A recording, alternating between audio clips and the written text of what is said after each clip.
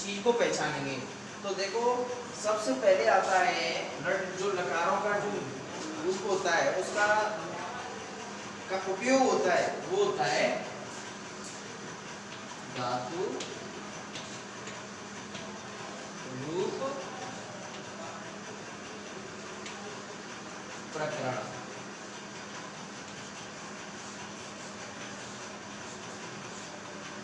ये आज हमारी हेडिंग है हमारी। तो देखो इसके बारे में मैं थोड़ा सा बताता हूँ। तो देखो पहली बात है धातु। तो धातु में देखो सबसे पहले आता है कि धातु कहते किसे हैं। तो क्रिया के मूल रूप को, क्रिया के मूल रूप को धातु कहते हैं। देखो इसका साथ साथ नोट करते जाएं।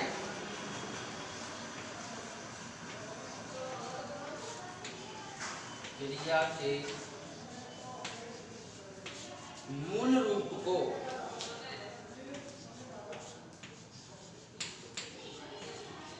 क्रिया के मूल रूप को धातु कहते हैं।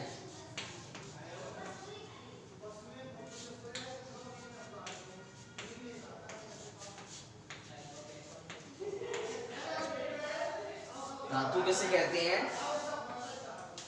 क्रिया के मूल रूप को धातु कहते हैं। अब बात आती है हमारी क्रिया, मतलब धातु तो कहते हैं इसको। जैसे अब मैं ये उदाहरण देता हूं आपके लिए, ये आपके एग्जाम्पल रहेंगे। भू, पठ, गम, नम, द्रस,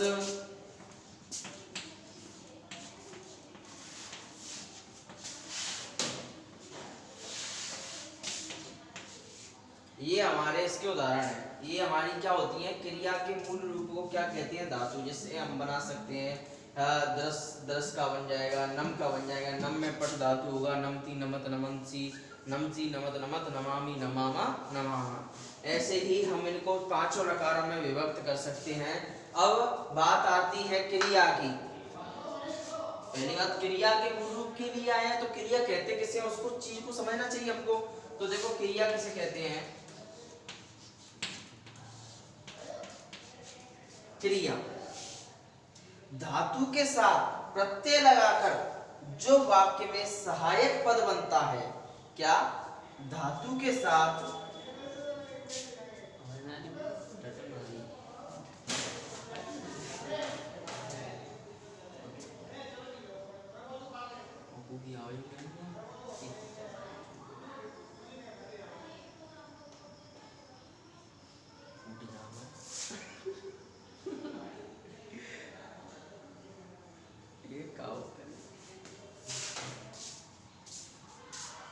आवाज आ रही है क्या बेटा? नहीं आ रही?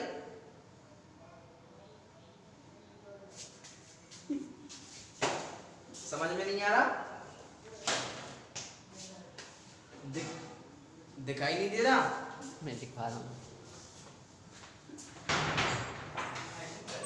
हाँ, नेटवर्क प्रॉब्लम की वजह से। रुक जाओ एक मिनट। दिखाई नहीं दे रहा है बच्चों को, ना आवाज जा रही है। जल्दी बुलाओ आपके टीचर हेडमास्टर को।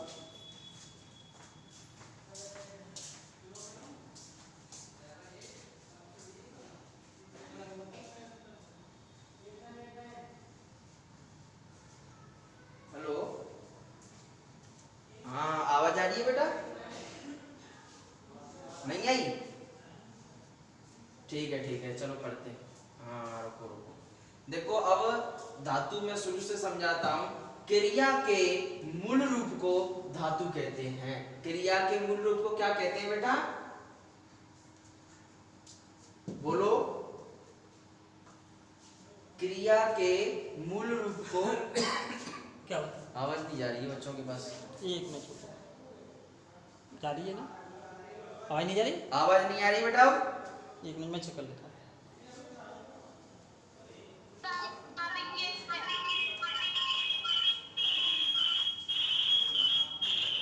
अब बोलना। हेलो, देखो धातु, सबसे पहले हम धातु रूप प्रकरण पढ़ रहे हैं, लकारों के बाद में ये पॉइंट आता है। धातु क्रिया के मूल रूप को धातु कहते हैं। क्रिया के मूल रूप को क्या कहते हैं बेटा? धातु कहते हैं। जैसे एग्जाम्पल भू, पठ, गम, नम, द्रस, ये क्या है हमारे? धातु हैं। ठीक है, समझ में आ गया? समझ में आ रहा है ना बेटा? हाँ, अब देखो क्रिया।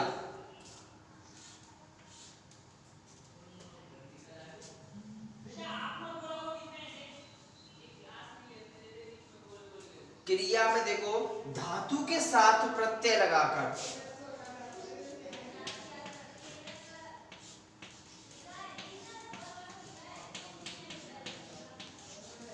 धातु के साथ प्रत्यय लगाकर, धातु के साथ प्रत्यय लगाकर जो वाक्य में सहायक पद बनता है, जो वाक्य में सहायक पद बनता है,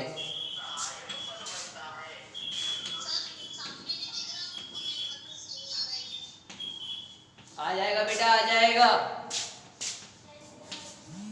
सहायक पद बनता है, उसे क्रिया कहते हैं। Sir 1 minute.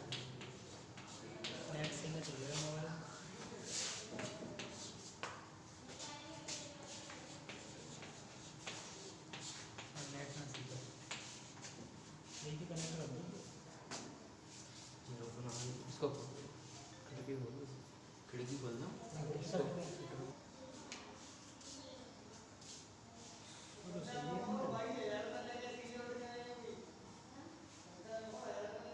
सहायक पद बनता है, उसे हम क्या कहते हैं बेटा? क्रिया कहते हैं। धातु के साथ प्रत्यय लगाकर जो वाक्य में सहायक पद बनता है। धीरे धीरे लेना, क्योंकि थोड़ा क्लियर नहीं आ रहा। नेटवर्क प्रॉब्लम वैसे आ भी जाता है, नहीं भी आता, लेकिन थोड़ा धीरे धीरे। हाँ, मैं अपने हिसाब से ले रहा हूँ। धातु के साथ प्रत्यय लगाकर जो वाक्य में सहायक पद बनता है, उसे क्रिया कहते हैं। देखो मैं बताता हूं।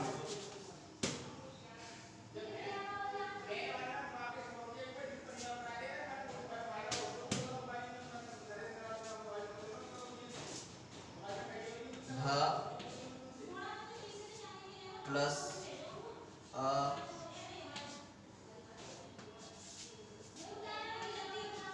ये तीनों शब्द क्या हैं? अलग अलग है। क्या इसकी कोई धातु है? क्या उसकी कोई क्रिया है?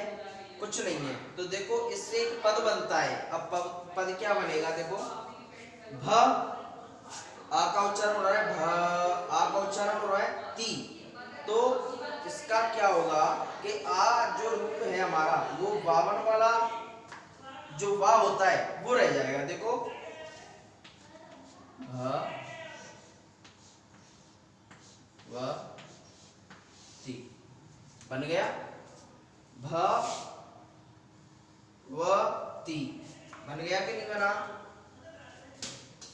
देखो मैं इसको भूल चुका आपको पहले। अब बनेगा भव प्लस आ प्लस ती, भवती। वावन वाला जो था हमारा, उसमें आ का उच्चारण हो रहा है वा, तो उस वा को इसमें जोड़ दिया गया है भवती, तो ये भवती हो गया। अब देखो मैं दूसरा उदाहरण देता हूं आपके लिए। पठ प्लस अ प्लस ती, पठ प्लस अ प्लस ती, ये समझ में आ जाएगा आपके। पठ, तो इसमें भी आ का उच्चारण हो रहा है, तो ये क्या बन जाएगा हमारा? पठती। ये हमारा पठती हो गया। एक उदाहरण और देता हूं मैं आपको। पश्य प्लस अ प्लस ती, पश्य प्लस अ प्लस ती, तो क्या बन जाएगा बेटा? ये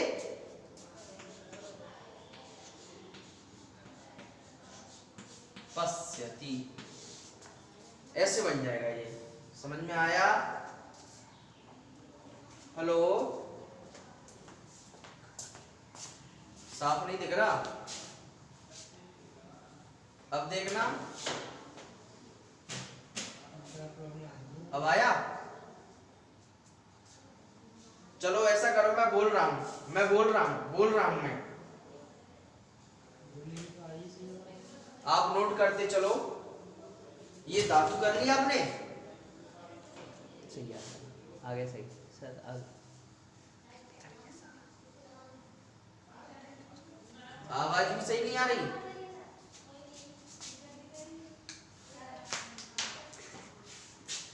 एक मिनट रुको, नेटवर्क प्रॉब्लम हो रही है।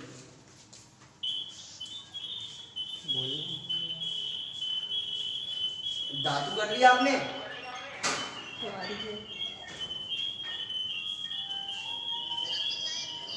साफ दिख रहा है? चलो ठीक है, आप बोलते चलना, मैं पूछूंगा जब उत्तर देते चलना, ठीक है? धातु कर ली?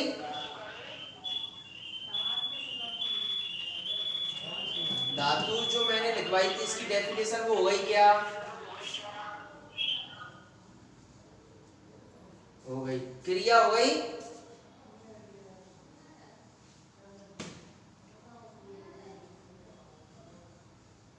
ठीक है, मिटा दो इसको।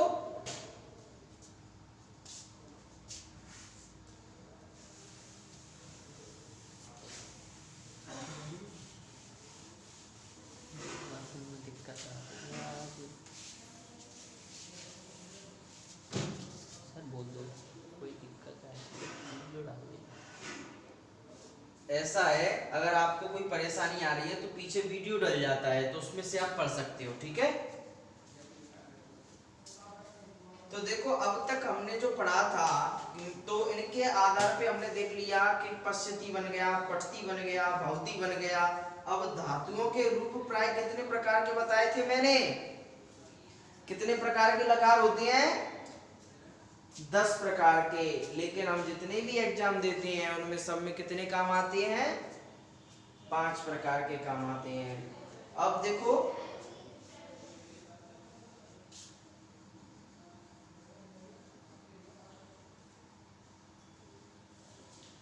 मैंने बताया था आपको, तो ये 5 लकार तो आपके बहुत अच्छी तरीके से समझ में आ चुके हैं। अब मैं एक चीज लिखा रहा हूं, उसको नोट करो आप। धातुओं के रूप बनाने के लिए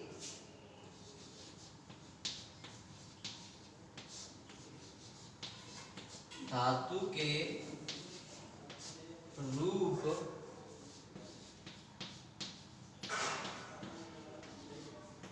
बनाने के लिए, धातु के रूप बनाने के लिए, धातु के रूप बनाने के लिए उनके साथ 2 प्रकार के प्रत्यय लगाए जाते हैं। उनके साथ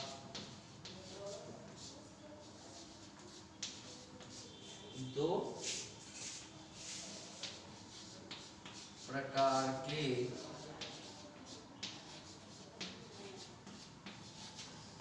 प्रत्यय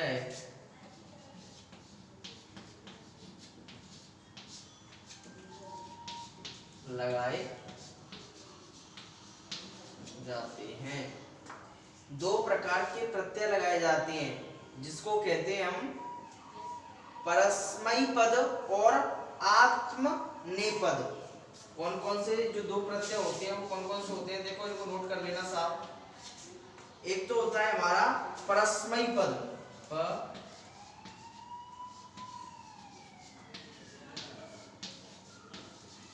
परस्मैपद, और दूसरा होता है हमारा आत्मनेपद।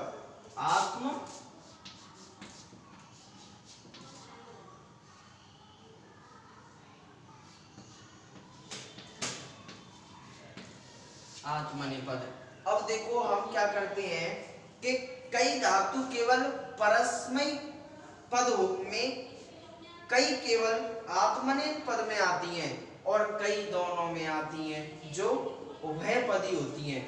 मतलब कुछ धातु तो कैसी होती हैं, परस्मयी पद में आती हैं, और कुछ धातु ऐसी होती हैं जो आत्मनेपद पद में आती हैं, और कुछ धातु ऐसी होती हैं जो दोनों में आती हैं। उनको क्या कहते हैं,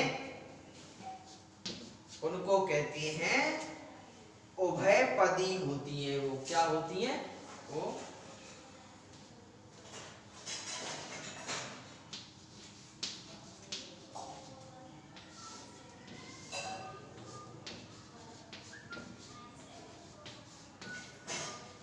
उभयपदी होती हैं।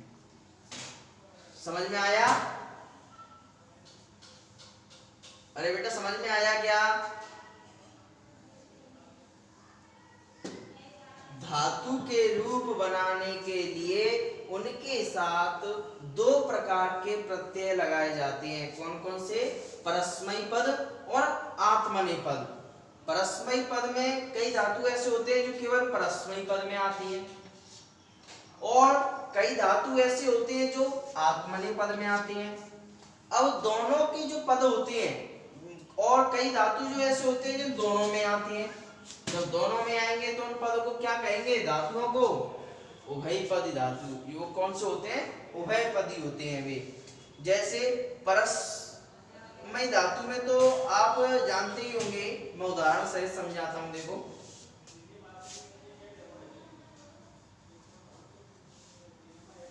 मिटा दूं,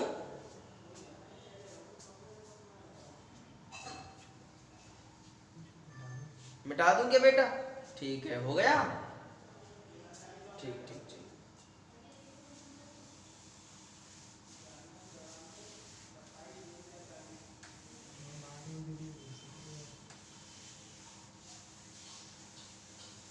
अब देखो, सबसे पहले दो प्रकार के प्रत्यय बता दिए मैंने, उनसे क्या होता है, धातु रूप का निर्माण होता है। अब मैं पहले लेता हूं क। एक नंबर पे बताया था मैंने, कौन सा बताया था? परस्मयी पद वाला। कौन सा?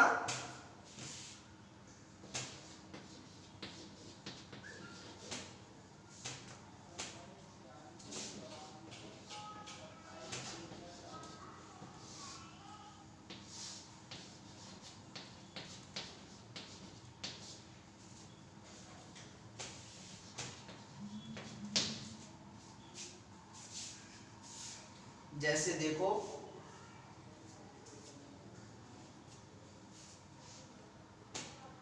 भू है, भू है तो भूका कैसे चलेगा? भूका चलेगा भव में। और इसका अर्थ क्या होता है? होना। इसका अर्थ होता है होना। नहीं आ रहा? आ गया? बेटा वीडियो बन जाएगी, थोड़ा बहुत समझ में आ रहा होगा। आवाज तो आ रही होगी मेरी? आवाज भी नहीं आ रही? हाँ,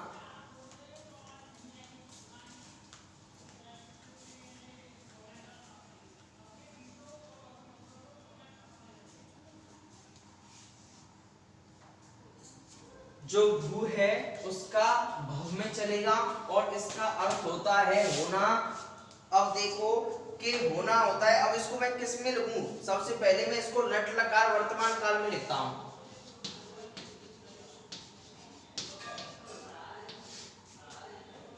लट लकार कौन सा होता है? ये वर्तमान में। ठीक है, तो सब जानते हैं कि अब तक आप लिखते आए हैं रूप बहुत अच्छी तरीके से, और आपने बहुत अच्छा याद भी करते हो। देखो तो इसमें बताया है मैंने पुरुष। सर एक मिनट रुक जाओ सर, आवाज सही नहीं आ रही है।